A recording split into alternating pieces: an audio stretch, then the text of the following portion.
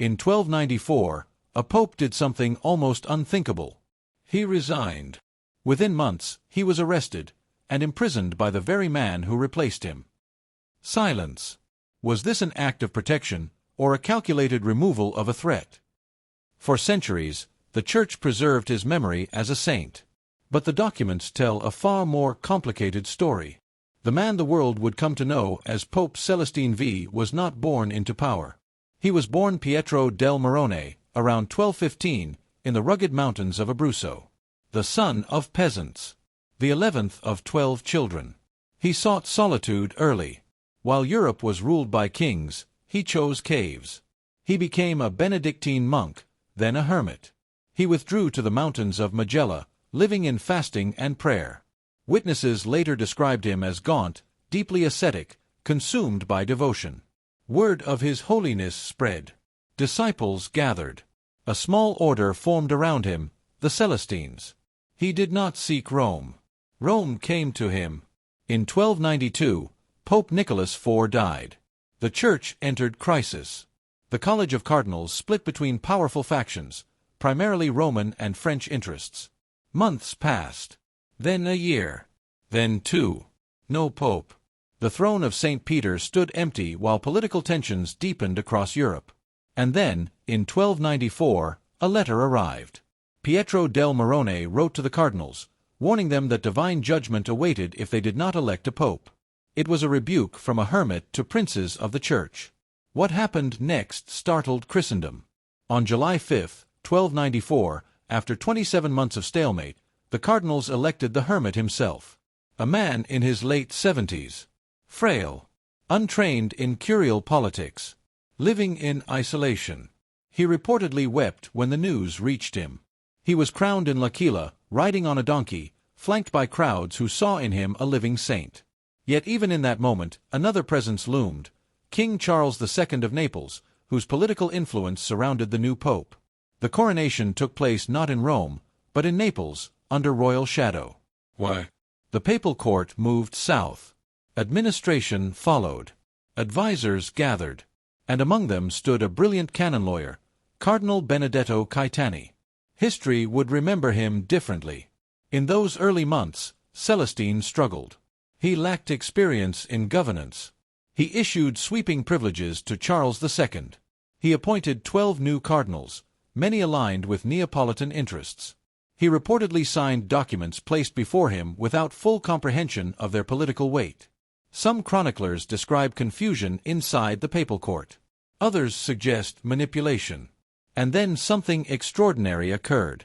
Within 5 months of his election, Celestine began speaking openly about stepping down. There was a problem.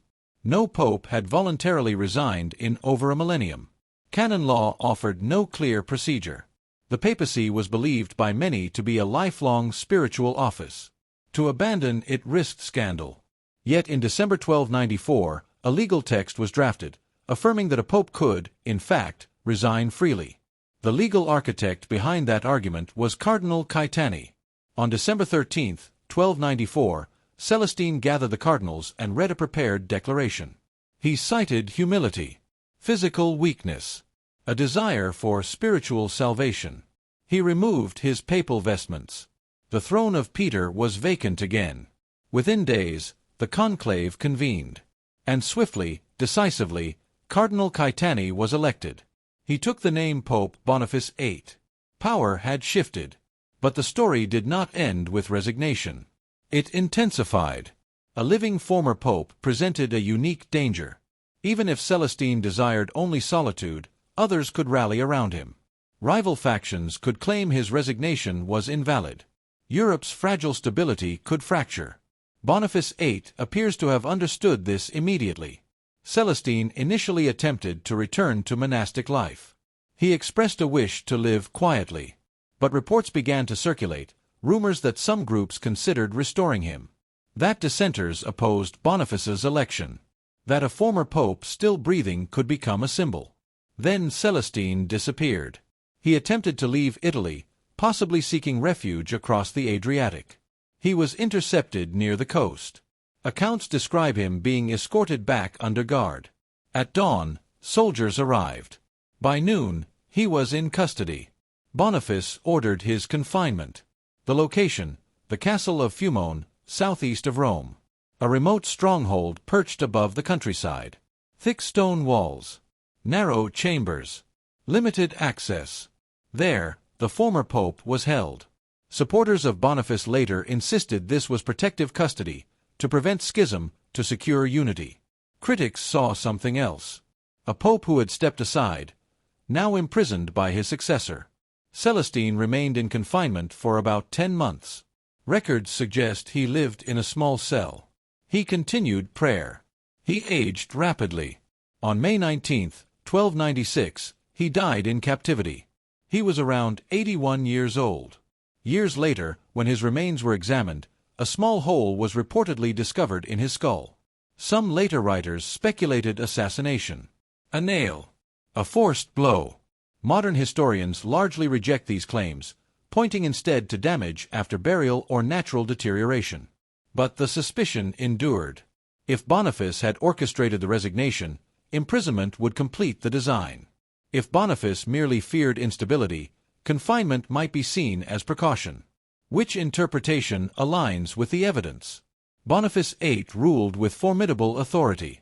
He asserted papal supremacy over monarchs. His conflict with Philip IV of France would later shake Europe. In 1303, Boniface himself was seized briefly at Anagni, humiliated before dying weeks later. Power in Rome proved fragile. Meanwhile, Celestine's memory evolved. In 1313, less than 2 decades after his death, he was canonized by Pope Clement V. The Church formally declared him a saint. Official narratives emphasized his humility, his renunciation of worldly authority, his longing for solitude. The imprisonment was acknowledged, but framed as necessity during turbulent times. Yet questions remain. Why was the legal argument for resignation prepared so quickly? Why was the conclave so swift in electing Boniface? Why was a frail hermit treated as a political liability? And perhaps the most unsettling question: if Celestine truly wished only for prayer, why was he pursued? The documents show a church navigating crisis. Letters reveal concern about unity. Chronicles record both admiration and unease. There is no signed confession of conspiracy. No decree stating coercion. No definitive proof of murder. But there is sequence. A deadlock. A desperate election. A vulnerable pope. A resignation legalized. A successor empowered. An imprisonment ordered. Power transferred with remarkable efficiency. Celestine V stands almost alone in medieval history, a pope who walked away. His resignation would not be echoed for centuries.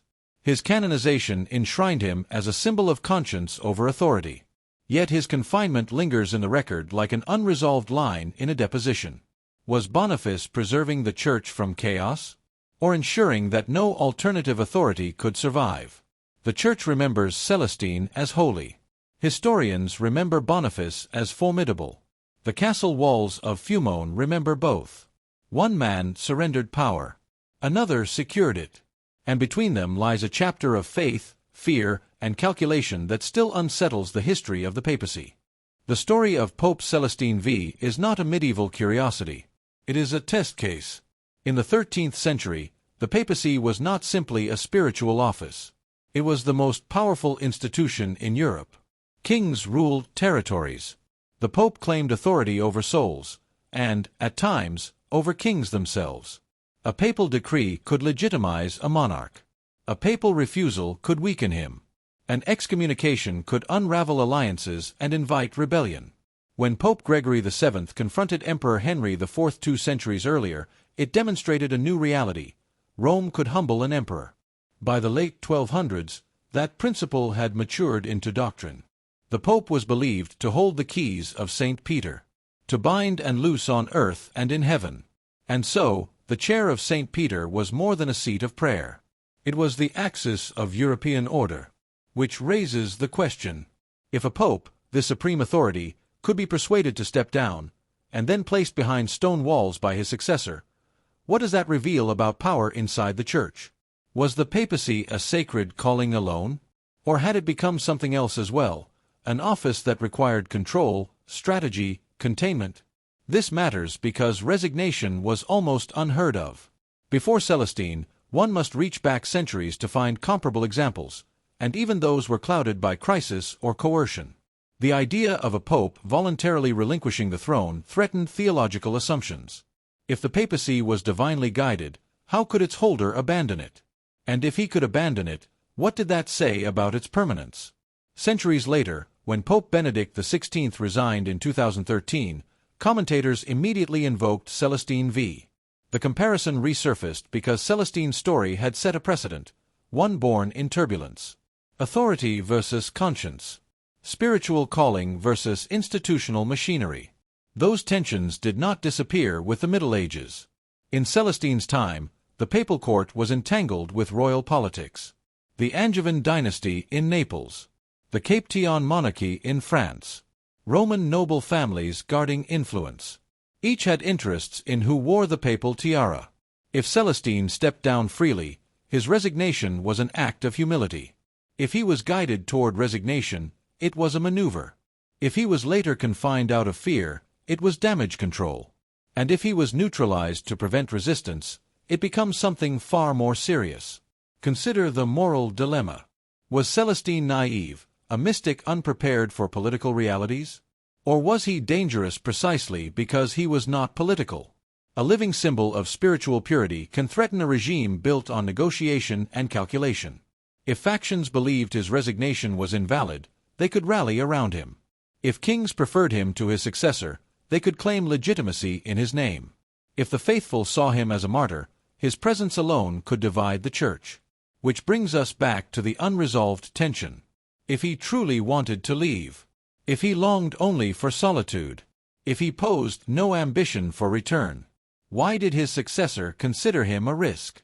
Why send guards?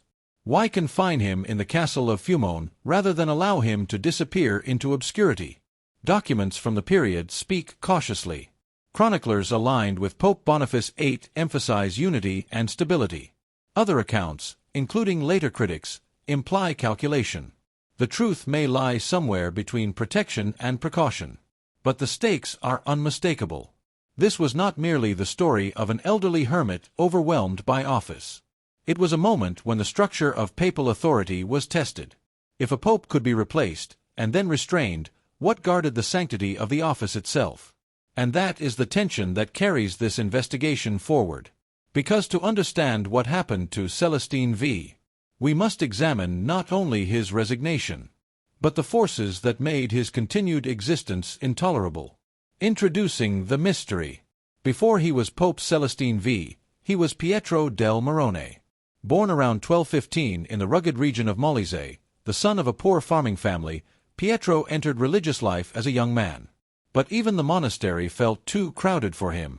He wanted silence. He retreated into the mountains of Abruzzo, first to a cave on Mount Magella, later to even more remote terrain. Chroniclers describe him sleeping on bare rock, fasting for long periods, wearing coarse garments, speaking little. Pilgrims climbed steep paths just to glimpse him. They believed he possessed spiritual gifts. Some said miracles occurred at his touch. Others claimed he predicted events before they happened. Whether legend or fact, one thing is clear: his reputation spread far beyond the mountains. And yet he did not build a movement in the conventional sense. He built something smaller, stricter. From his hermitage emerged a reformed branch of the Benedictines, later known as the Celestines. They emphasized austerity, solitude, severe discipline. Pietro never sought Rome's approval for prestige, he sought it for legitimacy. Over time, the order gained papal recognition. He was known, but he was distant from power, which makes what happened next all the more startling. In April 1292, Pope Nicholas IV died, and Rome fractured. The College of Cardinals split into bitter factions. The Orsini and Colonna families, two powerful Roman dynasties, pulled in opposite directions. French interests clashed with Italian priorities. Outside Rome, monarchs watched closely. The papacy influenced alliances, trade routes, and legitimacy itself. Days turned into months. Months turned into a year. Then another. 27 months passed without a pope. The machinery of the church stalled at its highest level. Bishops waited. Kings negotiated. Europe observed a vacuum at the center of spiritual authority. The cardinals moved from Rome to Perugia, seeking compromise. They argued. They delayed. Some accounts suggest physical illness and exhaustion among them. Others imply calculated obstruction, each faction preferring no pope to the wrong pope. And then, during this prolonged paralysis, something unexpected happened. Pietro del Morrone sent them a letter. In it, he warned the cardinals that divine punishment awaited if they did not fulfill their duty. The message was blunt. A hermit admonishing princes of the church. According to several medieval sources, including the chronicle of the Benedictine monk Bartolomeo da Niocastro, the letter unsettled them. Was it conscience? Was it embarrassment? Or was it opportunity? On July 5, 1294, the cardinals elected Pietro del Morrone as pope. A man nearly 80 years old. A man who had never governed a diocese. A man who had spent decades avoiding precisely this kind of attention. And then, they chose a hermit. The announcement traveled to the mountains. Messengers climbed rocky paths to deliver the news. When Pietro heard it, he reportedly trembled. Some accounts say he tried to refuse. Others say he wept openly. He eventually accepted. But the circumstances surrounding that decision raise a deeper question. Why would seasoned political figures, after 2 years of deadlock, settle on a hermit? Was it desperation? A symbolic reset to restore spiritual credibility? Or was it strategic? A frail ascetic with little administrative experience could be influenced. Surrounded by advisors. Dependent on others to interpret law and policy. A pope in name, but guided in practice. Within weeks of his election, King Charles II of Naples played a visible role in bringing the new pope to L'Aquila for coronation. The ceremony took place not in Rome, but under Neapolitan influence. That alone signaled political gravity. Power gathers around vulnerability. The new pope entered office carried by public enthusiasm. Crowds believed holiness had finally replaced factionalism. Yet behind the jubilation stood experienced cardinals who understood that governance required more than prayer. Was Pietro chosen because he was above politics? Or because he was outside it? An elderly hermit, elevated during a crisis, dependent on the very men who elected him. The mystery deepens here. Because if he was chosen as a compromise, if he was chosen to break a stalemate, if he was chosen because no faction feared him, then his later resignation begins to look less like personal weakness, and more like part of a design. Was he elevated to restore order? Or elevated because he could be guided toward an exit? The pattern is striking. A deadlock. A warning letter. A sudden consensus. A coronation shaped by political interests. And at the center of it all, a hermit who had never sought command. Was he chosen for holiness? Or because he could be controlled? That question will follow every decision he made from that moment forward. When Pietro del Morrone descended from the mountains, he did not enter Rome. He entered Naples. On August 29, 1294, the elderly hermit was crowned in the city of L'Aquila, within the Kingdom of Naples, under the strong presence of Charles II of Naples. The choice of location mattered. Rome, the traditional seat of papal authority, was unstable. Naples offered security. But it also placed the new pope within the orbit of a powerful monarch. Contemporary accounts describe Celestine riding a donkey into the city, echoing Christ's entry into Jerusalem. Crowds gathered. Bells rang. The image was powerful, a humble ascetic ascending to the highest office in Western Christendom. Yet symbolism does not govern institutions. Administration does. From the beginning, Celestine appeared overwhelmed. The papal curia, Rome's administrative engine, functioned through legal precision, Latin decrees, diplomatic correspondence, financial oversight, and complex negotiations with monarchs. Celestine had spent decades in silence. He now faced petitions from across Europe. Bishops awaiting appointments. Monasteries requesting privileges. Kings seeking endorsement. Nobles pressing claims. He struggled with the language of power. Chroniclers note that he relied heavily on advisors to draft and interpret documents. He was unfamiliar with curial procedure. Decisions that required political calibration were approached with monastic simplicity. And that vulnerability did not go unnoticed. Charles II remained close. The king had his own interests, securing influence within the College of Cardinals and strengthening his dynastic position. Within weeks, Celestine appointed 12 new cardinals. Several were connected to the Neapolitan sphere. This reshaped the balance inside the college. Was it gratitude, guidance, pressure? Documents from the period show a pattern of privileges granted to the Angevin monarchy. Administrative offices were reorganized. Certain benefices were distributed rapidly. The machinery of the papacy began aligning with Neapolitan influence. Some historians argue that Celestine's inexperience allowed stronger personalities to frame decisions for him. Among those personalities stood Cardinal Benedetto Caetani, the future Pope Boniface VIII, a jurist trained in canon law, sharp, disciplined, deeply aware of institutional power. While Celestine represented spiritual austerity, Caetani embodied legal precision. Inside the papal court, that contrast was becoming visible. There are accounts, preserved in later chronicles, that Celestine often withdrew from administrative sessions, preferring prayer to policy discussions. He reportedly fasted intensely even after his coronation, weakening himself further. The Pope, it seemed, longed for the cave. But that's not the strangest part.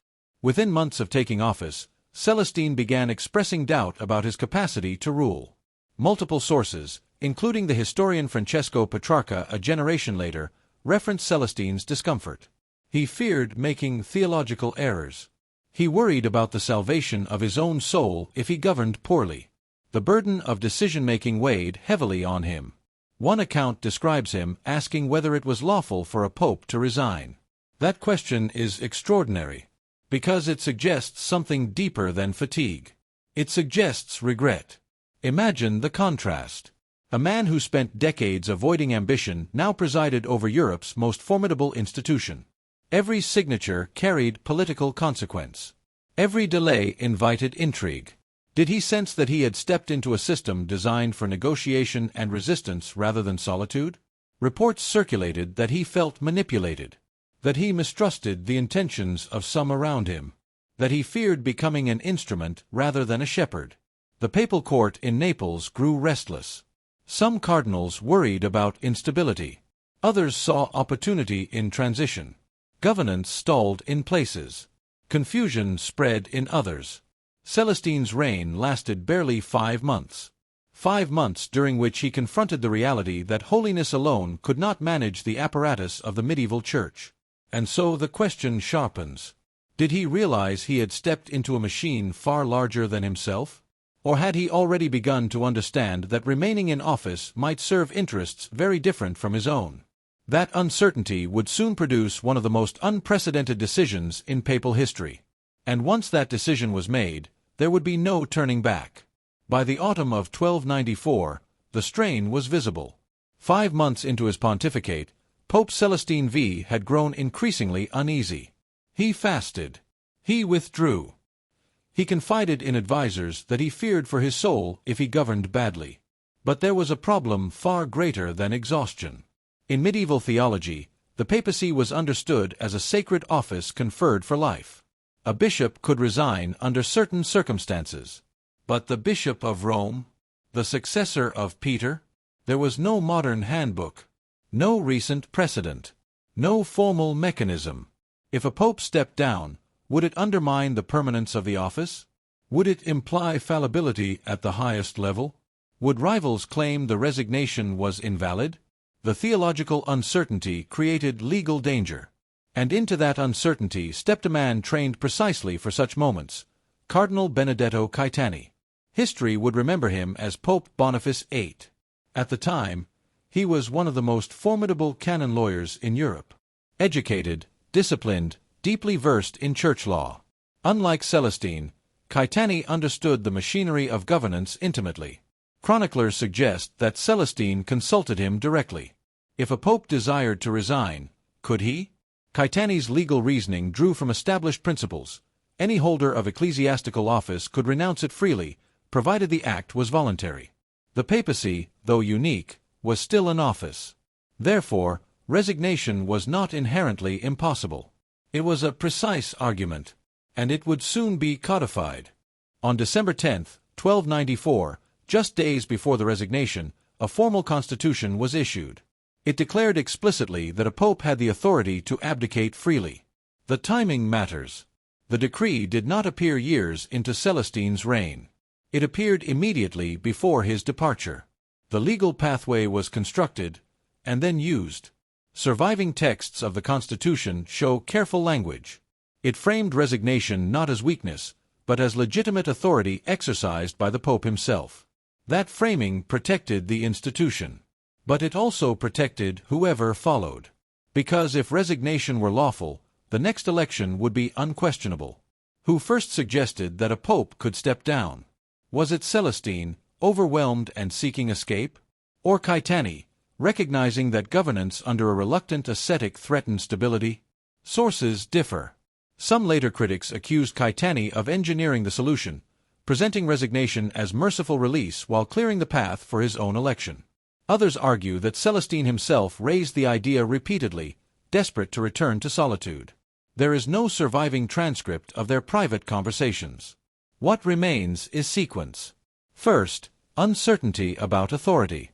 Second, a legal clarification drafted by a skilled jurist.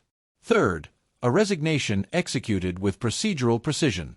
On December 13, 1294, in a formal gathering of cardinals, Celestine read a prepared statement. He cited humility, physical frailty, the desire for a better life devoted to contemplation. He removed the papal vestments.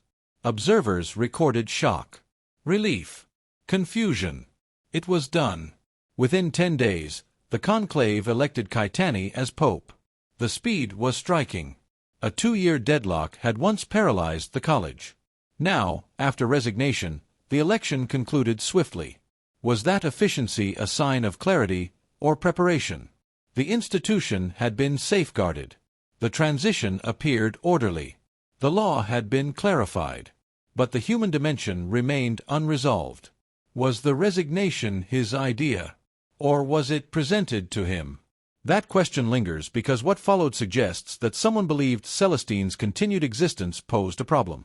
And if resignation were truly his free choice, if he posed no ambition, no factional backing, no threat, why did the story not end there?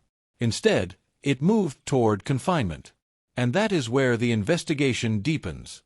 December 13, 1294.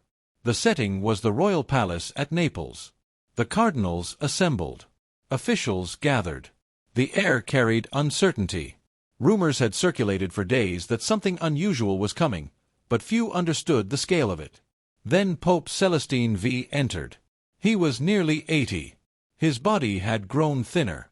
His posture stooped. Those close to him described exhaustion, not merely physical, but spiritual. He did not speak extemporaneously. He read from a prepared text. The words were deliberate, formal, legal. He declared that, moved by humility, aware of his inadequacy, desiring a life of purity and peace, and concerned for the welfare of the Church, he freely and voluntarily renounced the papal office. Freely, voluntarily. Those terms mattered. Canon law required clarity. The resignation had to be unmistakable. No coercion. No ambiguity. No future claimant could argue confusion. Witnesses later recorded that some cardinals were stunned. Others reportedly lowered their heads in solemn silence. A few, perhaps, were not surprised at all. When he finished, Celestine removed the papal insignia, the tiara, the vestments. He stepped down from the throne. For the first time in centuries, the See of Peter was vacant not because of death, but because of decision. The emotional weight of that moment is difficult to overstate. Celestine had expressed deep fear of divine judgment. Several chroniclers note that he worried about committing errors that might endanger his soul. Governance required compromise. Political negotiation required calculation. For a man shaped by ascetic purity, those realities were troubling. He believed salvation demanded withdrawal. The papacy demanded endurance. He chose salvation. In private, according to some accounts, he confided that he longed to return to his cave, to the silence of Magella, to prayer unburdened by decrees and diplomacy. The most powerful spiritual office in Europe, exchanged for solitude. It could have ended there. A rare abdication. A humbled hermit returning to obscurity. But within days, everything shifted. The conclave convened quickly. There was no 2-year stalemate this time. No prolonged deadlock. On December 24, 1294, just 11 days after the resignation, the cardinals elected Cardinal Benedetto Caetani. He took the name Pope Boniface VIII. The transition was decisive, efficient, controlled. The same legal mind who had helped articulate the legitimacy of resignation now occupied the throne made vacant by that argument. Power had not drifted. It had transferred. Boniface moved swiftly to consolidate authority. He ordered the papal court relocated from Naples toward Rome. He began reviewing appointments made under Celestine. He asserted his role not as interim steward, but as decisive ruler. From the outside, it appeared orderly.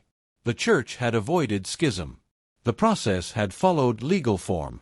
A pope had resigned, another had been lawfully elected. But the sequence raises questions.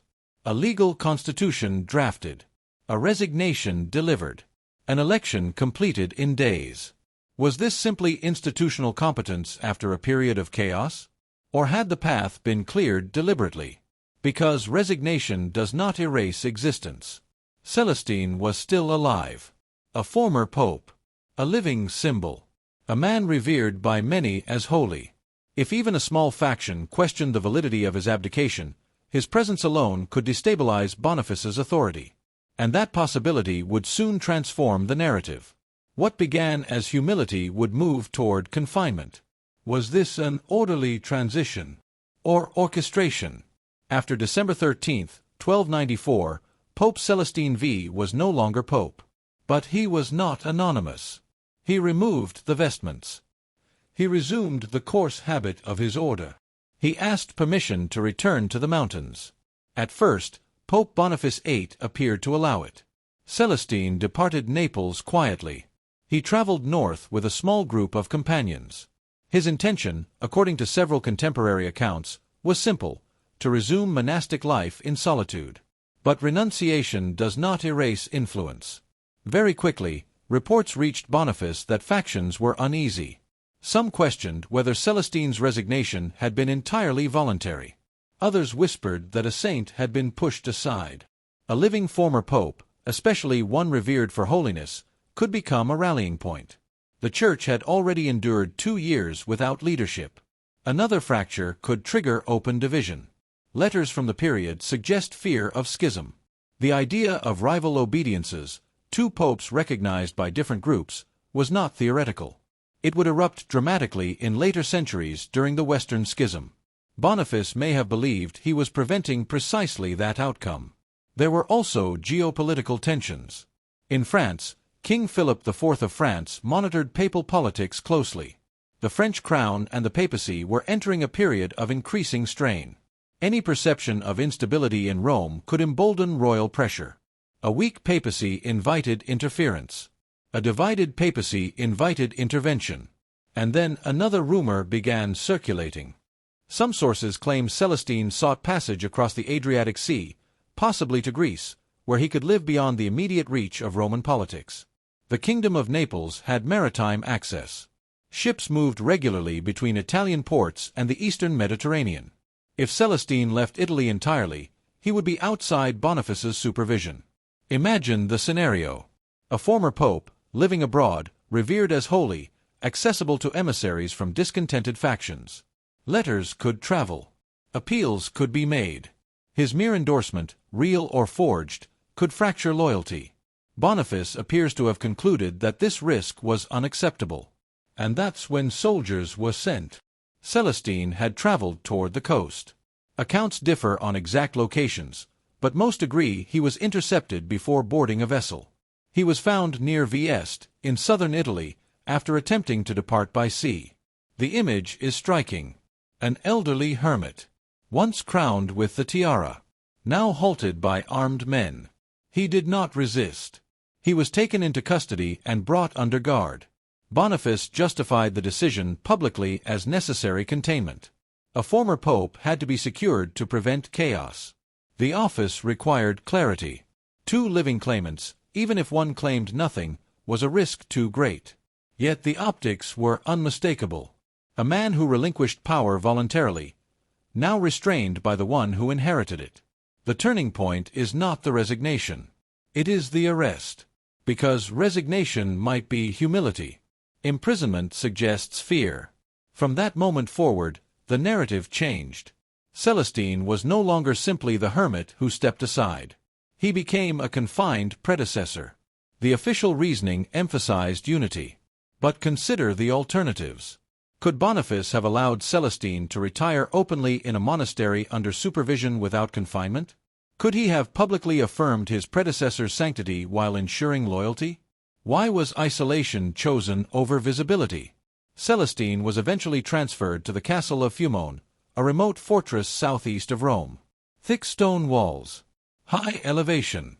Difficult access. He would not return to the mountains. And so we confront the central tension of this investigation. If he truly relinquished power, if he sought only prayer, if he posed no ambition, why treat him like a threat? The castle of VIII rises from a hill southeast of Rome, its stone walls visible for miles across the countryside. It was there that Pope Celestine V was taken. Not to a monastery, not to a quiet abbey, but to a fortress. VIII was not designed for contemplation. It was designed for containment. Its thick walls had housed political prisoners before. Its elevation made escape nearly impossible. Inside, Celestine was confined to a small chamber. Accounts describe a narrow space with minimal light, limited furnishings, sparse provisions. Guards under papal authority controlled access. He was permitted some religious observance. He continued prayer. He wore his monastic habit. But he was isolated. An elderly man, around 81 years old. Frail. Accustomed to mountain air and open sky. Now enclosed by stone. The contrast is stark. Once he held the spiritual allegiance of millions. Kings sought his blessing. Crowds cheered his coronation. Now his world had narrowed to walls and watchmen. Boniface VIII's official justification was unity. A living former pope had to be secured to prevent division. The Church could not risk rival claimants or manipulation by factions. From a governance perspective, the reasoning is not implausible. From a human perspective, it is severe. Celestine remained in confinement for approximately 10 months. On May 19, 1296, he died in the castle. Reports from the time suggest natural causes, likely age and physical weakness. There is no contemporary document explicitly accusing Boniface of murder. But the story did not end with his burial. Centuries later, when his remains were examined, observers claimed a small hole was visible in his skull. This detail ignited speculation. Some later writers proposed that he had been killed with a nail driven into his head. The image is dramatic. Yet modern forensic and historical analysis cast serious doubt on that theory. The damage could have resulted from post-mortem handling, environmental deterioration, or later disturbance of the remains. There is no reliable contemporary evidence confirming assassination. Still, the suspicion persisted. Because imprisonment leaves space for doubt. If a man is confined and dies within those walls, absence of proof does not erase suspicion. In 1313, less than 2 decades after his death, Pope Clement V canonized Celestine as a saint. The official narrative emphasized his humility, his renunciation of power, his devotion to solitude. His imprisonment was acknowledged but framed as circumstance, not injustice. Canonization reshaped memory. He became Saint Celestine, an example of spiritual purity over worldly authority. But canonization does not function as an investigation into political motives. It affirms holiness, not necessarily historical transparency. Which raises a difficult question. If foul play had occurred, would it have been recorded? Would chroniclers aligned with the reigning papacy have documented an internal crime? Would cardinals have risked destabilizing the institution by exposing misconduct? Or would unity have outweighed disclosure? There is no surviving confession. No document ordering harm. No eyewitness testimony of violence. What we have is sequence: arrest, confinement, isolation, death. Boniface VIII continued his pontificate. Celestine's followers mourned quietly. Over time, devotion to the former hermit grew stronger. And yet the uncertainty remains embedded in the stone of Fumone. Was this protection or silence? Because imprisonment, even when justified as precaution, carries a message. It declares that the existence of a man once entrusted with supreme authority had become incompatible with the stability of that authority. And that realization brings us closer to the heart of the matter. Was Boniface defending the Church, or defending his own legitimacy? To understand the imprisonment of Pope Celestine V, we have to turn fully toward the man who ordered it. Pope Boniface VIII was not a hermit. He was a jurist, a strategist, a man formed by canon law and political realism. Born Benedetto Caetani into a noble Italian family, he understood lineage, hierarchy, and authority. His education prepared him for legal precision. His temperament leaned toward assertion rather than retreat. Where Celestine hesitated, Boniface declared. Almost immediately after his election in December 1294, Boniface began reinforcing papal supremacy. He reversed certain privileges granted under Celestine. He recentered authority in Rome. He signaled that the papacy would not be guided by monarchs.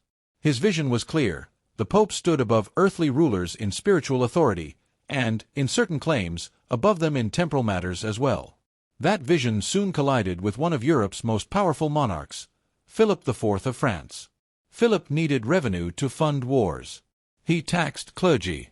Boniface objected.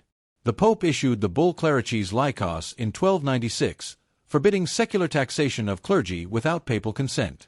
The conflict escalated.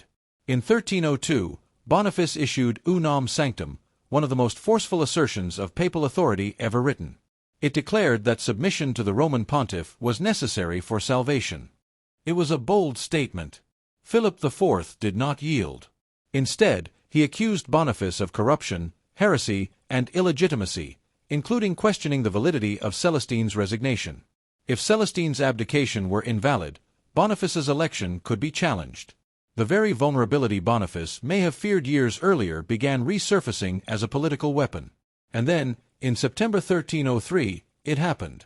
Agents aligned with Philip IV, including Guillaume de Nogaret and members of the Colonna family, longtime rivals of Boniface, entered the town of Anagni, where the Pope was residing. They confronted him. They seized him. For several days, Boniface VIII was held captive.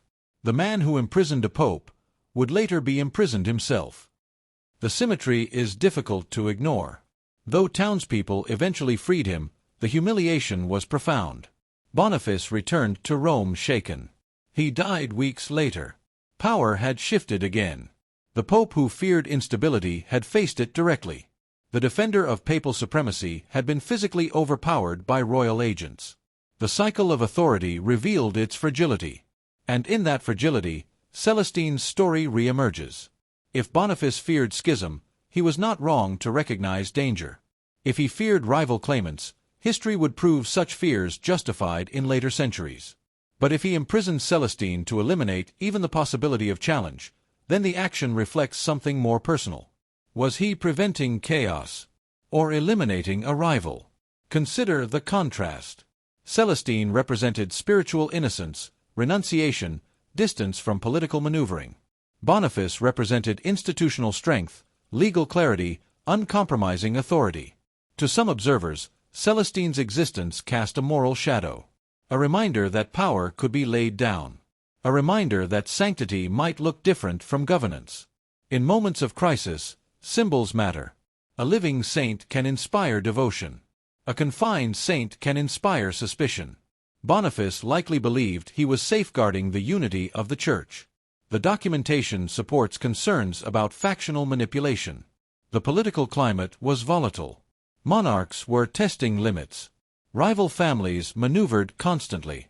Yet the outcome remained stark. One pope resigned. Another secured the throne. The first died in confinement. The second died in confrontation. Both men became part of a larger struggle between spiritual authority and temporal power. And the moral tension endures. Was Celestine's imprisonment a necessary shield against division? Or was it the decisive act of a ruler unwilling to risk even the faintest alternative?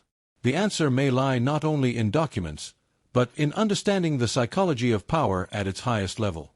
Because when authority rests on legitimacy, even a retired predecessor can become a threat. And in medieval Europe, legitimacy was everything. By this point, the facts are clear. Pope Celestine V resigned. Pope Boniface VIII succeeded him. Celestine attempted to withdraw from public life. Boniface ordered him detained. Celestine died in confinement. The documentation supports each step. What remains uncertain is motive. Historians generally circle around three primary interpretations. None are simple. None are without complications. Theory 1. Necessary containment. Under this view, Boniface acted as a guardian of institutional stability. A living former pope presented unprecedented risk. Medieval Europe had no blueprint for two surviving men who had both worn the papal tiara. Even if one claimed nothing, factions could act in his name. And the political climate was combustible. The College of Cardinals had already endured a 2-year deadlock after the death of Pope Nicholas IV. Noble families in Rome maneuvered constantly. Monarchs across Europe tested papal authority. In France, tensions with Philip IV of France were intensifying. A rival claimant, even a symbolic one, could fracture obedience. Boniface may have calculated that allowing Celestine to roam freely risked letters being forged in his name, factions declaring the resignation invalid, or foreign courts inviting him to challenge Rome's authority. In that context, confinement becomes precaution. Harsh, yes, but defensive. Under this interpretation, Boniface did not fear Celestine personally. He feared instability. The Church, from this perspective, required unity above all. Theory 2. Political neutralization. This interpretation shifts the lens. Celestine symbolized something Boniface did not: radical spiritual purity. A man who abandoned supreme power voluntarily. A saint in the making. Boniface embodied the institutional church, legal authority, administrative control, assertion over kings. The contrast was stark. Imagine the optics in 1295. The reigning pope governs from Rome, issuing legal decrees and confronting monarchs. Meanwhile, a former pope lives as a humble ascetic, widely revered for holiness. For ordinary believers, which image carries greater emotional weight? Even without claiming authority, Celestine's existence could cast moral comparison over Boniface's rule. Under this theory, imprisonment becomes neutralization. Not of rebellion, but of symbolism.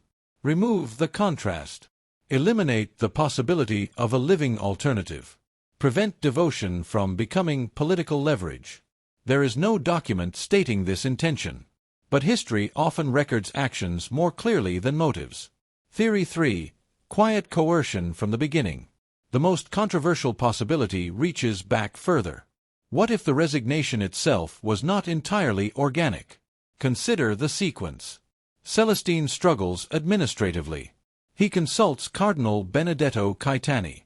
A legal constitution affirming papal resignation is drafted days before abdication. He resigns. Within 11 days, Caetani is elected as Pope Boniface VIII. The efficiency is striking. Some later critics, including political enemies of Boniface, accused him of manipulating the process, guiding Celestine toward resignation while preparing the legal framework that would legitimize his own succession. Modern historians approach this claim cautiously. There is no definitive proof of coercion. Celestine's documented discomfort appears genuine. His fear of spiritual failure was real. But influence does not require force. A respected legal advisor presenting resignation as both lawful and merciful could shape a fragile conscience. If the path to abdication was carefully constructed, and if imprisonment followed quickly to prevent reconsideration, the entire arc appears coordinated. Yet absence of proof remains decisive. We possess the Constitution. We possess the resignation text. We possess records of confinement. We do not possess transcripts of private conversations. And that is where the investigation resists closure. Each theory explains part of the sequence. Necessary containment accounts for the fear of schism. Political neutralization explains the severity of confinement. Quiet coercion questions the origin of the resignation itself. But none eliminate the others entirely. History rarely offers courtroom certainty. Instead, it offers patterns. A hermit elevated during crisis. A legal solution drafted at the moment of doubt. A rapid election. A former pope confined. If you were Boniface, facing volatile factions, powerful monarchs, and the possibility of divided obedience, what would you have done? Allow a former pope to live freely? Trust that no one would exploit his name? Or secure the institution at any cost? And if you were Celestine, overwhelmed, aging, fearful for your soul, would you have recognized manipulation if it existed? The answers depend on how one weighs authority against conscience. And as we approach the final chapter of this story, one reality remains. Celestine is remembered as a saint. Boniface is remembered as a ruler. But history continues to ask whether those two legacies were forged in harmony, or in quiet conflict. Years pass. The cell at VIII grows silent. The political storm moves on. The papal throne changes hands again. But memory does not disappear. In 1313, less than 2 decades after his death, Pope Clement V canonizes the former hermit. He becomes Saint Peter Celestine. The official narrative is unmistakable. "I am a man of humility, a servant who feared failing his soul, a pope who relinquished power rather than risk spiritual compromise." The Church elevates his renunciation as virtue. Not weakness. Not instability. Holiness. The imprisonment fades into the background of the canonization record. The emphasis rests on obedience, asceticism, sanctity. And yet, the irony lingers. The man who stepped down from the highest office in Christendom was confined under papal authority. The only pope in medieval history to resign voluntarily was treated as a potential threat. For centuries, his abdication remained an anomaly. No clear precedent followed. The papacy reverted to the assumption of lifelong tenure. Then history shifted again. In 1415, during the Western Schism, Pope Gregory XII resigned to help restore unity, but that was an extraordinary political settlement involving multiple claimants. After that, silence. Until 2013. When Pope Benedict XVI announced his resignation, commentators and historians reached back 7 centuries. Back to Celestine. Back to the legal principle he had formalized. Back to the question of what it means for a pope to relinquish authority. Suddenly, the medieval hermit became modern again. His decision, once seen as fragile or controversial, became a living precedent. Even the symbolism resurfaced.